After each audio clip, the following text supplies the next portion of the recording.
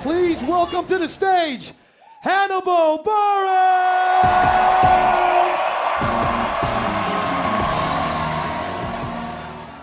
Ooh, shit.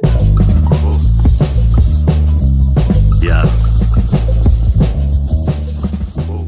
Hannibal Buress is one of the most prolific and distinctive comedic voices of our time, and he originally hails from Chicago, Illinois. Over the past 15 years, Buress has earned a reputation for his writing work on shows like Saturday Night Live and 30 Rock, acting roles in films and TV shows like Tag, Neighbors, Louie, and Broad City, not to mention a slew of voice acting roles in animated productions like Bob's Burgers and The Secret Life of Pets, plus a recurring role as the sidekick on The Eric Andre Show. He has released acclaimed stand-up albums, and his most recent special, 2016's Comedy Commissado, is available on Netflix. He is also the host and producer of the successful and unique conversation podcast, Handsome Rambler. Though he's very busy, Hannibal and I had a good talk ahead of his return to the 2018 JFL 42 Comedy Festival in Toronto in September. We discussed comedy journalism, his podcast, his love of music as a kid, and his thoughts on hip-hop now, the work he's doing to build the Melvina Masterminds Art and Tech Centre in Chicago, his love for Toronto, and we talked about much, much more.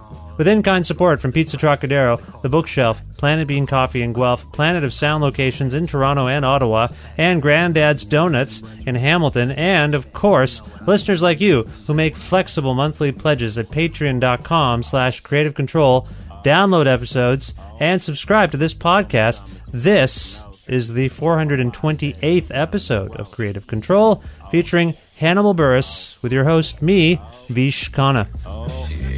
This for my honeys, but money that on shit. Blow, niggas get money and grow.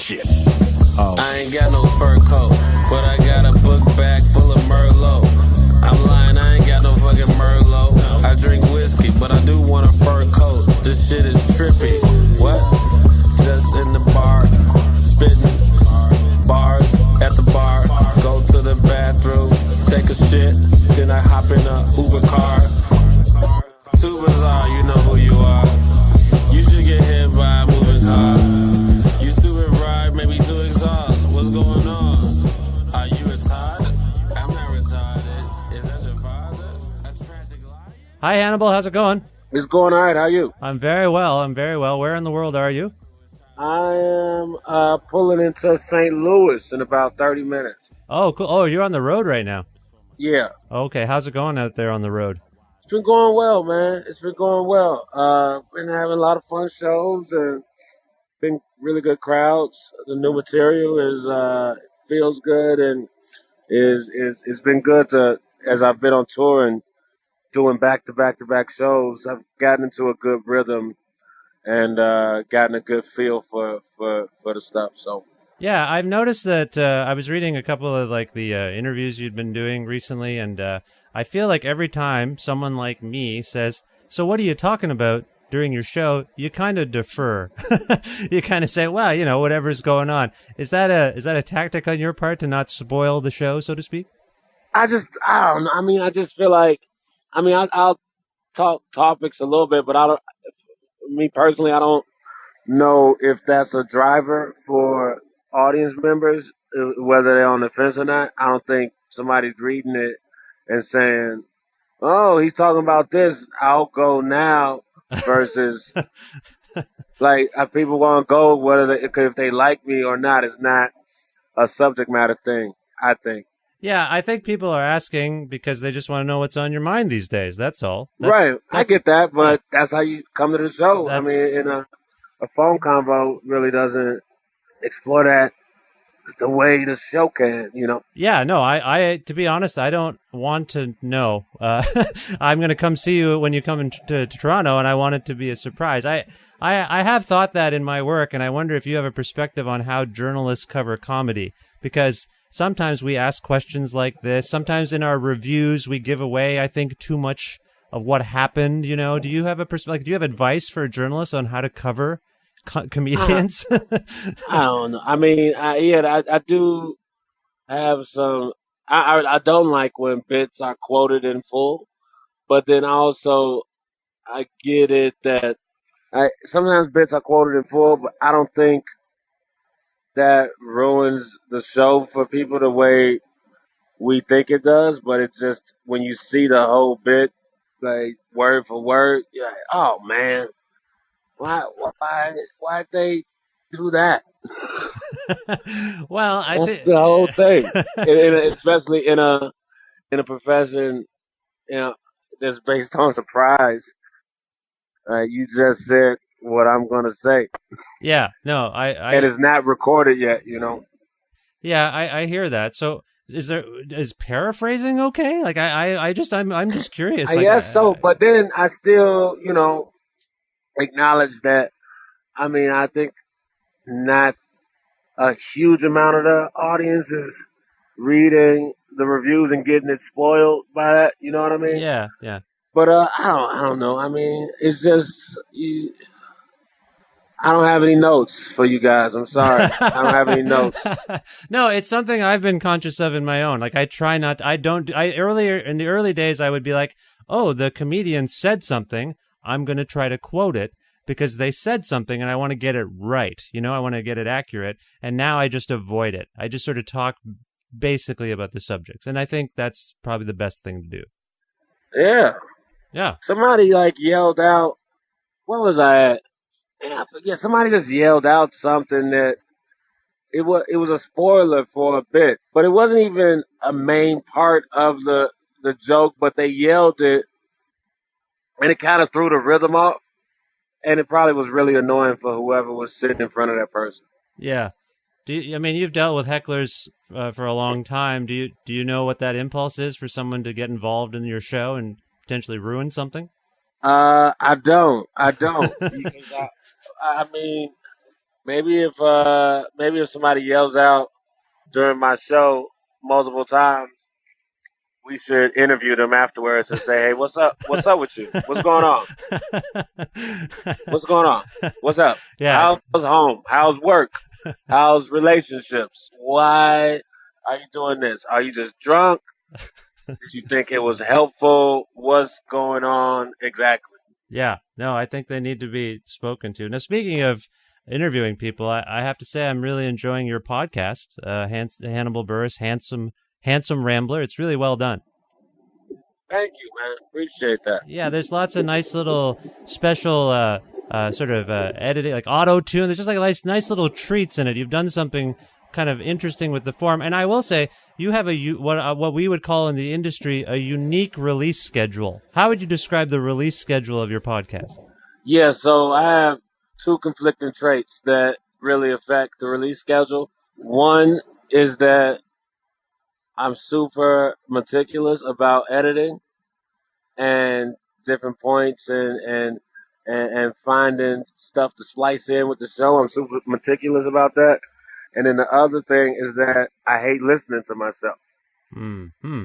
So if you hate listening to yourself, but you're a stickler for editing, well, then you end up releasing a podcast once every 5 weeks. Now you've been recorded and documented many times. You've been on film and TV. How long have you hated listening to, and I assume also maybe watching yourself? I mean, at this point, wouldn't you be over that by now?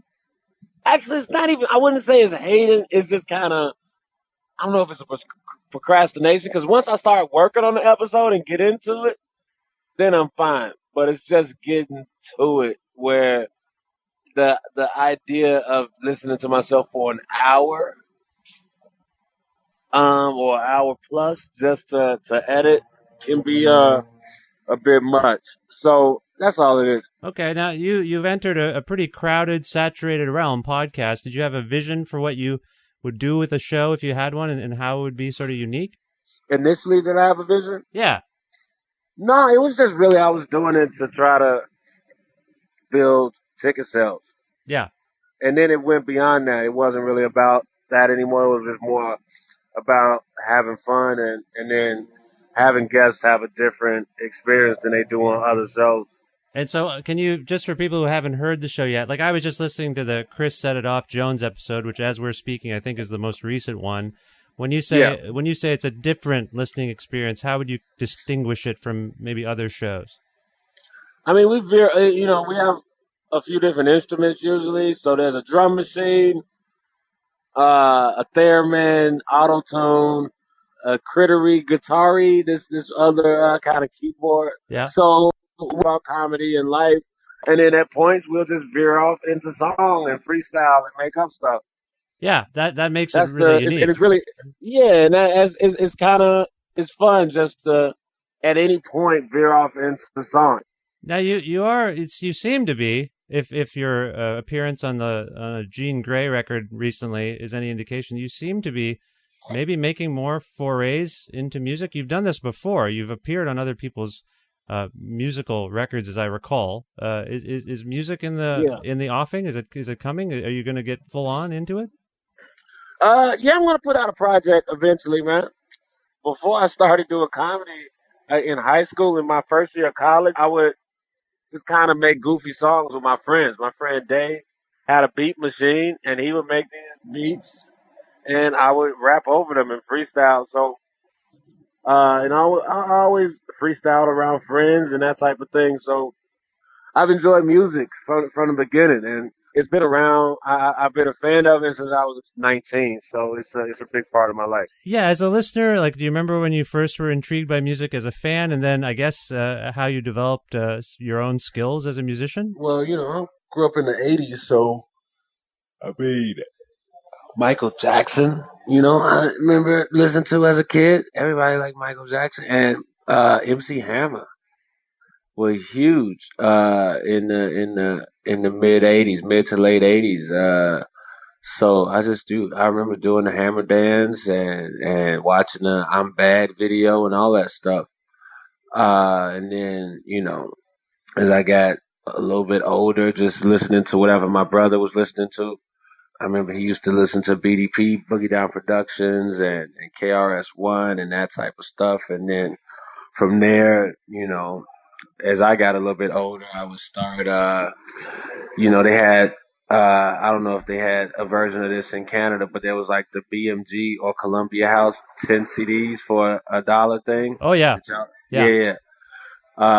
Okay, so they had that there. So yeah, doing that. So I got exposed to a lot of stuff from that, and I had my own CDs and, Raekwon, Only Built for Cuban Links and Nas and all that type of stuff. So, just early on. And then from there, just freestyling with friends in high school and I started hosting hip hop events early on in my comedy career. So I've been around it a lot. Now, you mentioned a few iconic people there. You mentioned Michael Jackson, MC Hammer, Boogie Down Productions, Wu-Tang, Raekwon. Now, these people are all musicians. They're also fashion icons in their own way. Did you start dressing like any of them? Nah, I didn't start dressing like them, actually. I think I had a Wu Wear t-shirt at some point in high school, though. Yeah. When Wu-Tang's clothing line was popping. Oh, okay. That's about it. You didn't get the Hammer pants and the glove and the Michael Jackson glove, anything like that? Nah, I didn't have access to that stuff. Okay. All right. Now, you recently have this... That was back then. If you wanted something, you really you either had to order something from a catalog. Remember that process? You had to cut something out of a magazine and then fill it out, and send it off, and then just trust that something would come back. Oh yeah, for sure. I'd order rock T-shirts that way. It was quite a blind trust thing. Yeah, totally. Okay, so you're saying that there could actually be a record by you coming. There could be. So now you recently collaborated with Jean Grey, and that's a great track there. I'm curious, who would you most want to do a track with or collaborate with? Have you thought about that? Like, if you might make a record, but who would you most want to collaborate with?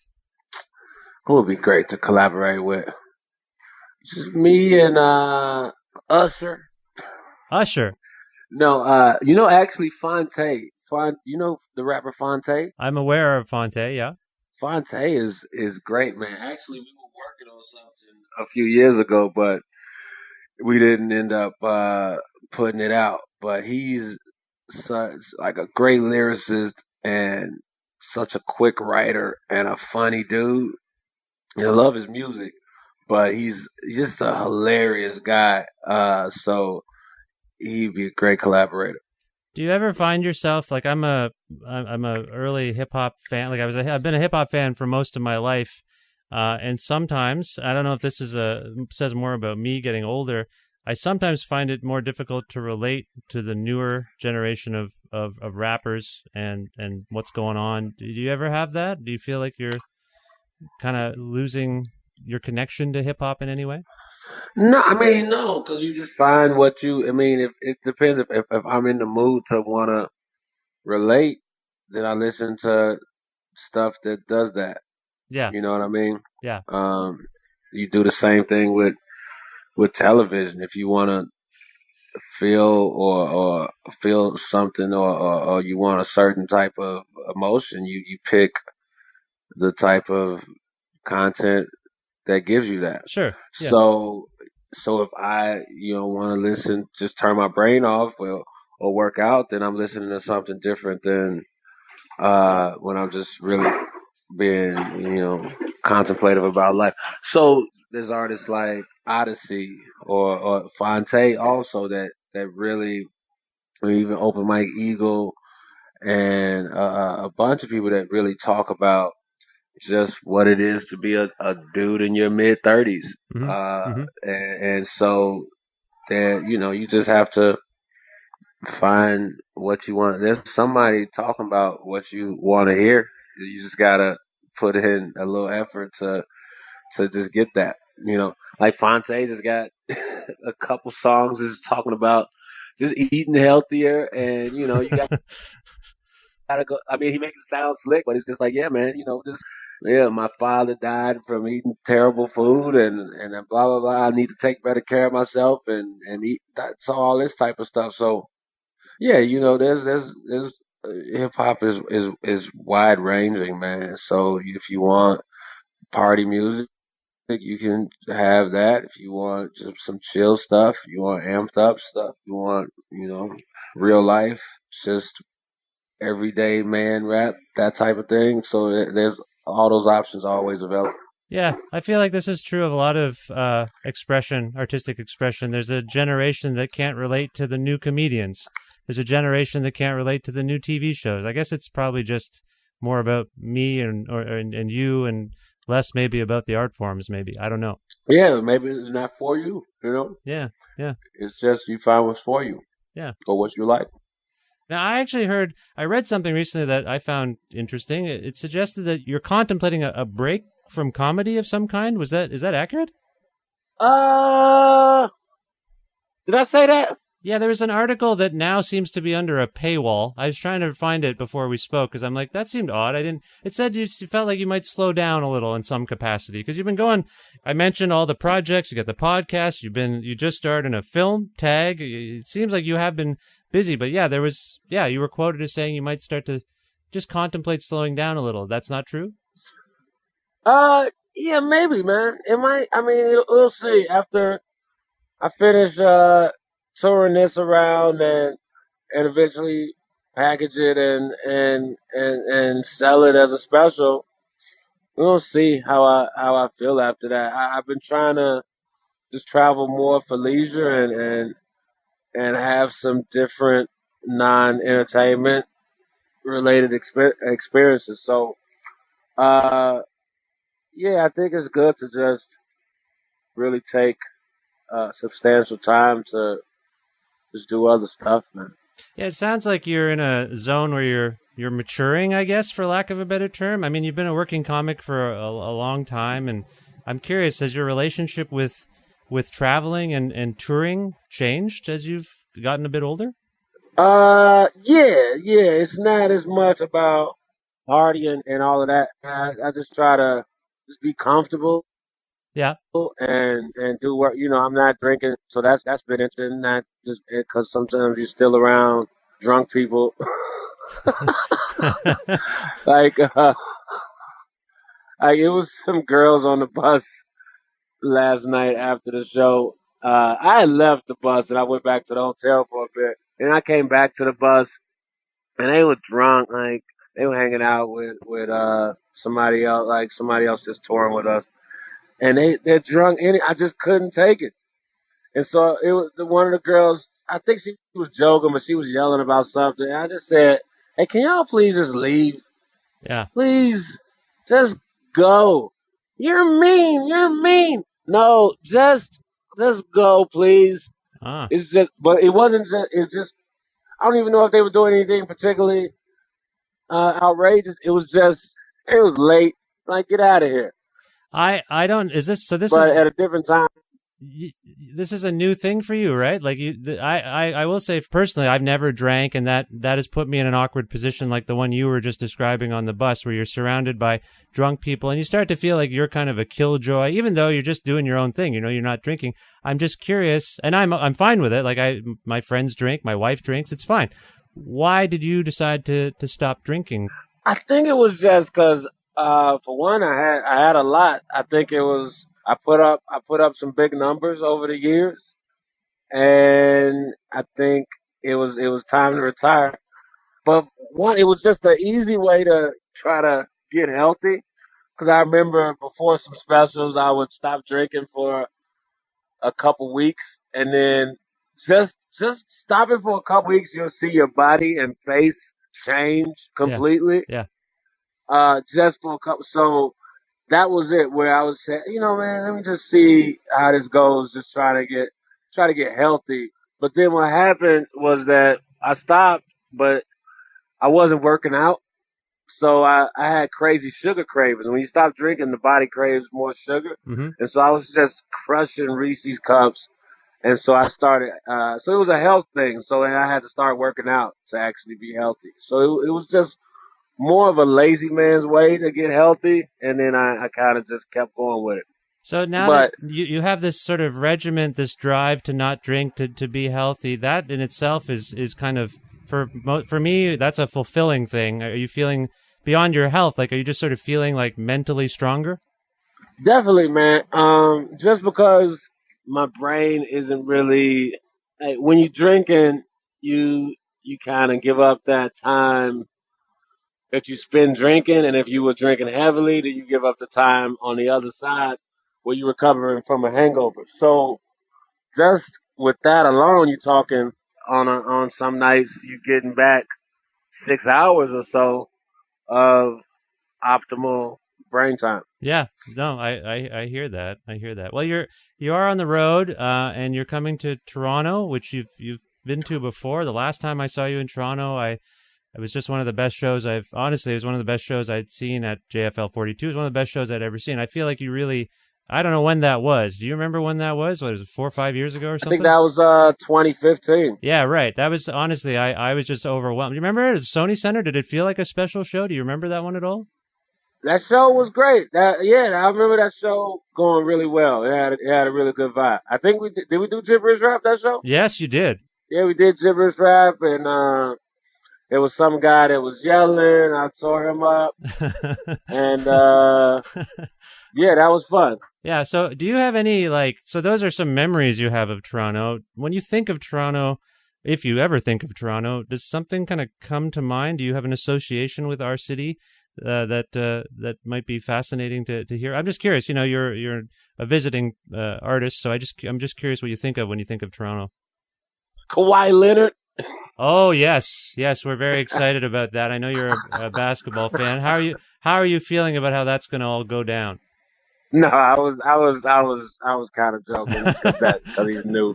Yeah, my first show was at the Horseshoe in the Horseshoe Tavern. It was it's a music venue. It was a great show. A good amount of people came out, and that's my first time there. I think I had a couple TV credits at the time, but nothing substantial. I'd done SNL and all that at that point. But it was. I remember having a very good time. I have to say, this is I don't want to speak on behalf of the entire city of Toronto, but I feel like you're beloved here. We're excited when you show up. Yeah, man. That's That's really dope. I'm excited. You know, that last show at Sony Center was a lot of fun, and that was my biggest show there. So I'm excited to try to have another dope show. Okay, now I just have one last question for you because it was sparked by this recent episode of your show with Chris Set It Off Jones. He asked you about, or he discussed your name, Hannibal. I know over the years people have asked you a lot about Hannibal, where it comes from. I was just thinking, I might have been guilty of this the last time you and I spoke too, but that was a long time ago.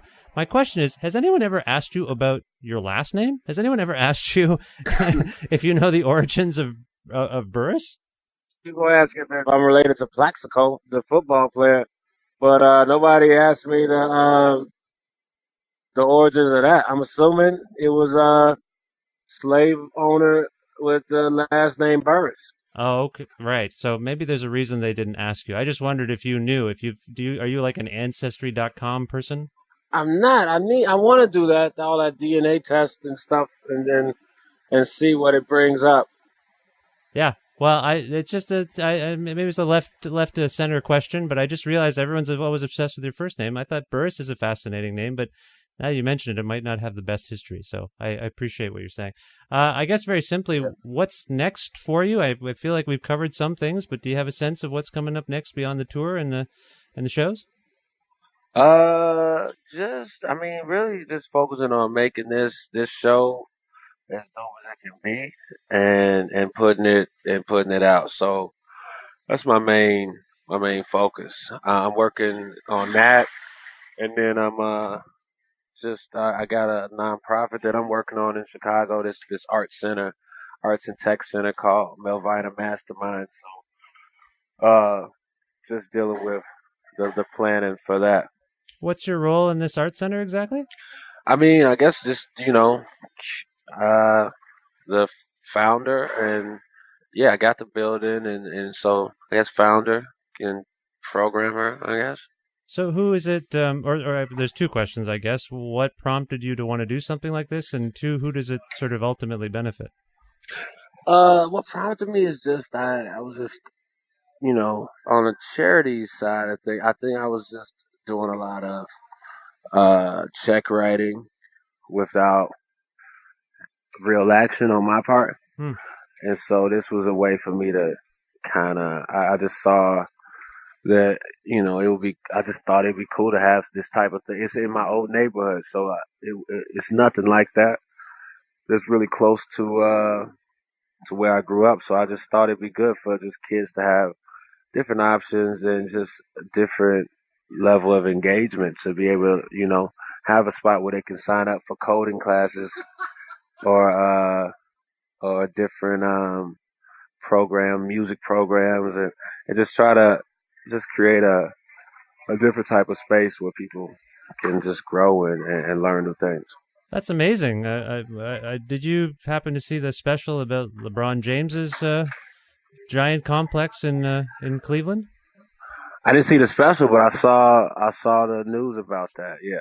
Yeah. So there seems to be, not to generalize, but I like that this is a trend among people who have amassed wealth or success of really trying to give back to their community. Obviously, this is, I think, quietly been going on for years, but it seems like I just want to tell you, I mean, that's really commendable of you to identify something in your community, a need, and to try to do something about it. It's amazing.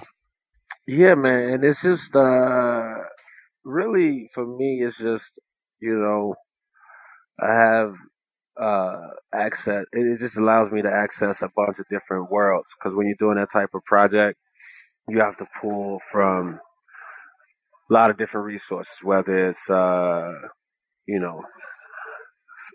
donated or funding, or you pull in from people that will be teaching the classes, or architects for getting the designs of the place, and so and so on and so forth. Just as far as the people that will eventually be involved in it, it's going to come from all worlds. So that's the real dope part about it. Yeah, no, that's awesome, Hannibal. Well, we have to go. I just wonder if you can tell people where they can learn more about you on the internet and whatnot.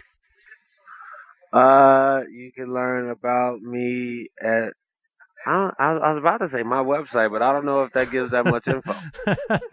Well, yeah, go to HannibalBuress.com. And check out some podcasts. I guess you pick up nugget by nugget. Yeah. Yeah, you're on Twitter and stuff as well. Yeah, all that stuff. All that stuff. Okay. Now, is there any? I'm a fan of yours. Is there anything from one of your albums maybe that we can go out on that I can play for people? Like any particular bit that comes to mind? I'll let you pick the bit. Anything? I'll just pick anything from any special. And yeah. We'll go from there. Okay.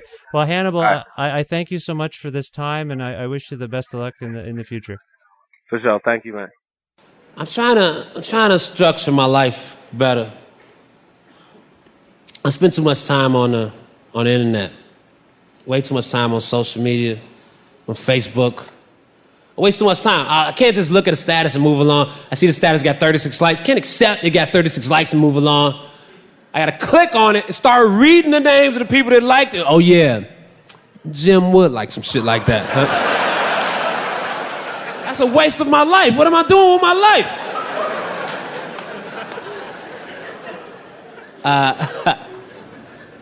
Twitter's interesting because strangers can just say whatever to me. It goes right to my phone. I check it. Fuck you! Right to my phone. The show sucked! Regular to my phone. Just strangers can just say whatever. People could beg for money, fundraise, beg, whatever, semantics. But sometimes people's causes get too personal for me. I got this one tweet, somebody said, hey, Hannibal, we're a family. We're about to lose our house in Pittsburgh. Can you retweet this link and donate so we don't lose our house? Like, this sounds personal. This sounds like a father-in-law call. Why are you losing your house? This shit is too personal. No, I'm not retweeting this. Now, excuse me, while I triple post this video of 3 fat girls fighting in a Burger King. That's what I do with my internet. I like watching strangers fight in fast food restaurants. That's what I like. I like watching strangers fight more than I like watching trained fighters fight each other. I feel like the street fight is more raw. It's more visceral. In the moment. What? I gotta fuck you up now for that shit you said is going down.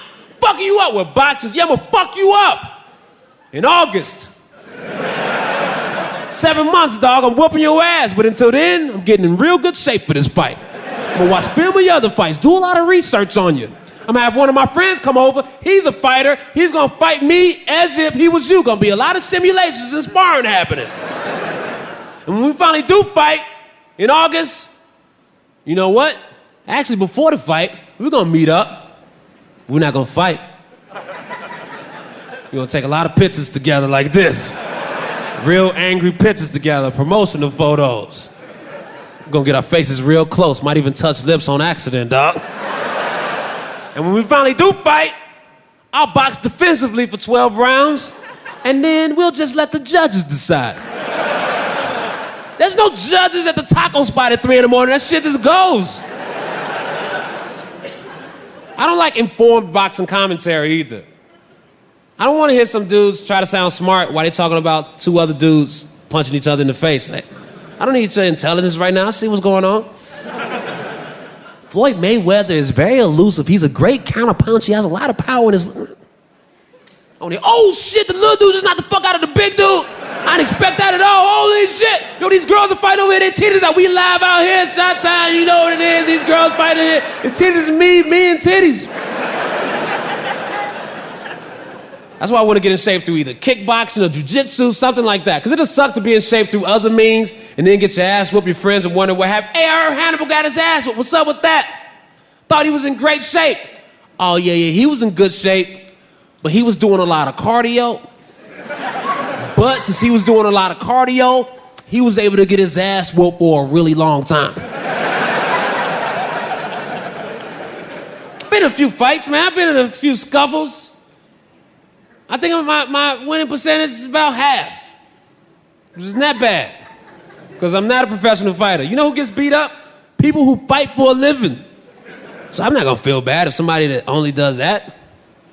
I've picked some bad ones before. I remember I was in college. There was this guy, 6'4", about 300 pounds. I was just bothering him. I was just talking trash and bothering him. And he slapped my cup out of my hand. So I stopped biting. But then he slapped my cup out of my hand. It made me mad. And I just punched him. And then I waited. But he didn't fall at all. Cause I was real confident in my first punch strength. I'm like, why isn't he falling? What's happening right now? Even he was like, what the hell? And then he tackled me. But the thing is, if you hit somebody that's 3 times your size, you make sure you do it around a lot of people, because if he starts thrashing you, then the strangers will pull you from under the fray. It's fine. It's a win-win if you fight somebody that's way bigger than you. Unless you die, that's a loss. That's definitely a loss. It's a win-win, because if you win, then you're a giant killer, then you get to raise that dude's children as your own. I don't know how fights work. Does fights work like that here? And if you lose, then you like, whatever. You got heart, man. You got heart. I almost got into a fight when I was in London. I was in London looking for some late night food. I was walking into the subway. I'm talking on the phone. Unbeknownst to me, I was kicking these bags that were on the floor because this subway was disgusting. When the security guard, he comes up to me mad. He's yelling at me in British. Literally, you're kicking all of the bags. Listen, I don't do a good British accent. You hear it, I hear it. Let's not dwell on that shit too much. It's not really necessary for the story. I'm going back into this story. Side note, the dude was black. You didn't even think that shit, you know. Literally, you're kicking all of... Sounds like Bill Cosby a little bit, doesn't it? Literally, Theo! I'm getting sidetracked. I said, hey man, you shut up about all these bags. It's not my fault this place is disgusting. Maybe if you pick the bags up, I'd be kicking them less. You think this is my dream, to travel the world and kick bags in disgusting fast food restaurants? Yeah, we hit up the Subway in London, next to McDonald's in Prague, then the Burger King in Paris, then we did it. That's not what I'm about, man. Now he thinks I'm getting tough with him. You can't come in the Subway. What? I'm banned from this Subway? I didn't even know this spot existed 2 minutes ago. Shit, life moves so fast. But I can't be banned from the Subway because I really needed a sandwich because I was full of liquor. So I need to get a sandwich so I could be half liquor, half sandwich. It's better for your balance, you sleep well. So now I need to think of an approach to get into the Subway. He's blocking the door. I want to get past him. I don't know why I was so focused on making it past him, because even if I made it past him, after that, I would have to go through the entire sandwich ordering process. He tackled me. No way I get past him. Okay, let me get the chicken bacon ranch on Italian bread with banana peppers. Hold on, man, I got past you. Banana peppers, dog, I juked the shit out of you. You just gotta respect that, man. Juke rules, man. Banana peppers, please. No, but I wasn't even thinking that far ahead, so he's blocking the door. My great strategy to get past him was to go a little bit to the left. Like we were chess pieces or some shit. Because he's a knight, he's not able to attack to the left. He's like, oh, God damn it, no! Oh, man, no! But we're not chess pieces, we're human beings, so he just grabbed me. Just grabbed me. Now a fight might happen. In my heart, I really don't want a fight to happen, but I'm going along with it because I'm operating off of pride and Jameson, which is a horrible combination. It's an awful combination to fight off of. If you're running off of pride, your second attribute needs to be strength or speed, agility, some type of special spinning elbow, because pride and whiskey is a combination that gets your ass whooped. Then he started shit talking me. He said, I'm faster than you. I have the reach advantage. He was like the Muhammad Ali of security guards. Super confident. I'm faster than you. I have the reach advantage. My flashlight game is incredible. I didn't have any good shit talking to go back at him. What am I gonna say? Yeah, I'm hungrier than you. Way drunker than you. Crazier than you. I picked the wrong battles way more than you do. My center of gravity is kind of off. I'll probably fall over way easier than you will. I know way less people around here than you do, dog. And I started thinking about it. Yo, this dude is slimmer than me. Probably is faster. His arms are longer. He does have a reach advantage. If I was betting on this fight, I'd put my money on him. The sober dude is in really good shape. So I ended up just letting it go. Walked away. You know why? Because I'm not a famous guy, but I feel like a YouTube video of me getting my ass whipped in London would get 1 million hits quickly. And I don't want that at all. Hey, you see that video of the dude from 30 Rock getting his ass whipped overseas? Wait, what did he do on 30 Rock? Oh, he only had like one line every now and then, but he can't fight for shit. Not trying to go viral like that.